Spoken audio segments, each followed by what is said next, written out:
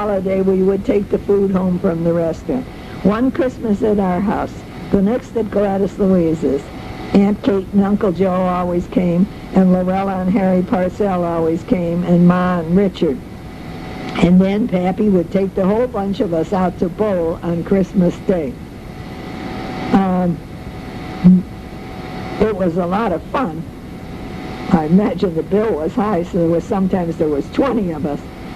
I remember when Tom came home and he said to me, "Ma, I met the girl I want to marry." He says, "Ma, she's so beautiful. Her voice is as light as a feather." Of course it was light as a feather. He had been listening to me with my robust voice. Through the years, we have kidded Carol about her light as a feather voice when she was hollering at the boys. When Tom was in the Air Force, he was sent to Kyoto, Japan, and Carol followed. And she says, 15 hours in the plane, and poor kid, she was just a kid, and she was scared to death.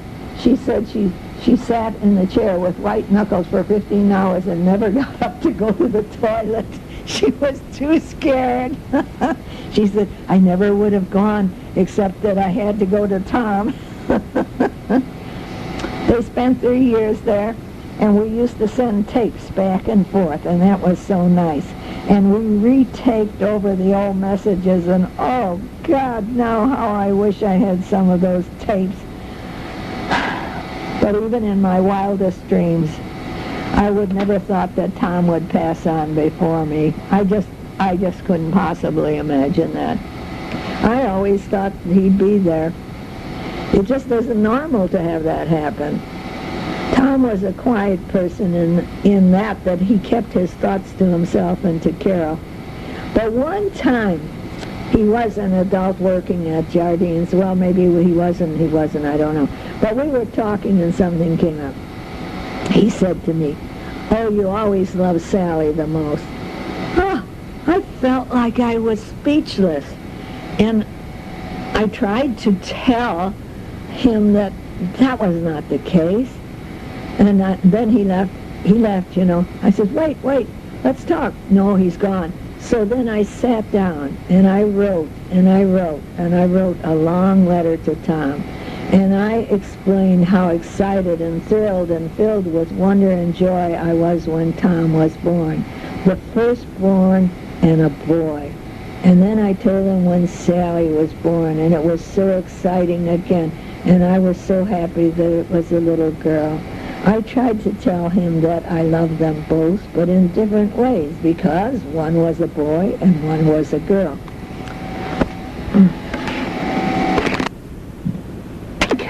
I think that I helped him understand that you can love both children at the same time.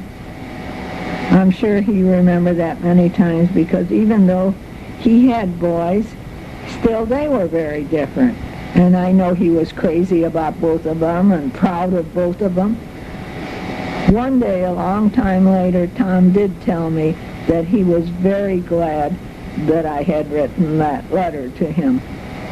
And that made me feel good, too. Tom told us that he got the best education when he was in Loras Catholic College, but that Illinois University co-ed was more fun. He told us this after he was through college. Tom taught at Rich Central High School. Now you have to remember that Tom was always a gentle person, and he could not take the terrible things that were happening in school. For example, boys bringing in knives, being arrogant, threatening him. So he left. He had to leave. He just said, "I just can't do that.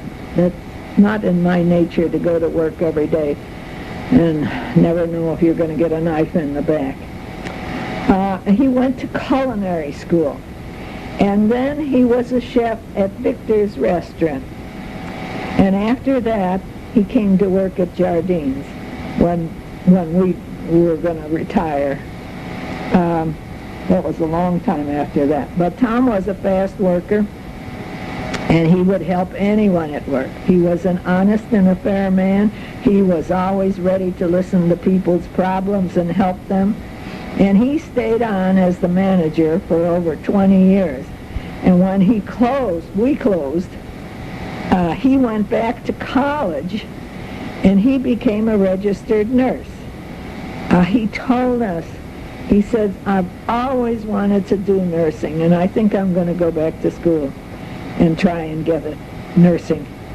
And he worked at Christ Hospital in Evergreen Park, and he was praised highly by the other nurses.